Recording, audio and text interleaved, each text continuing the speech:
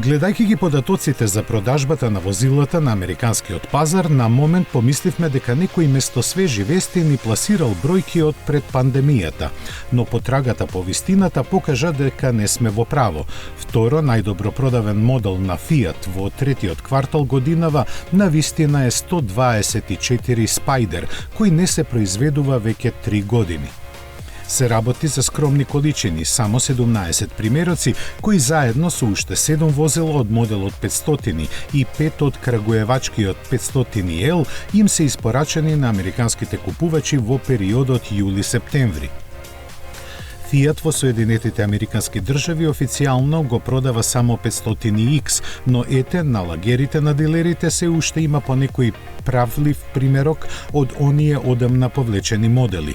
Ова е тажно сеќавање на амбициозно замисленото враќање на италијанската марка на новиот континент од 2011-та. Стартот беше одличен. Првата година се продадоа рекордни 47.000 возила, а солидна беше и 2014-та.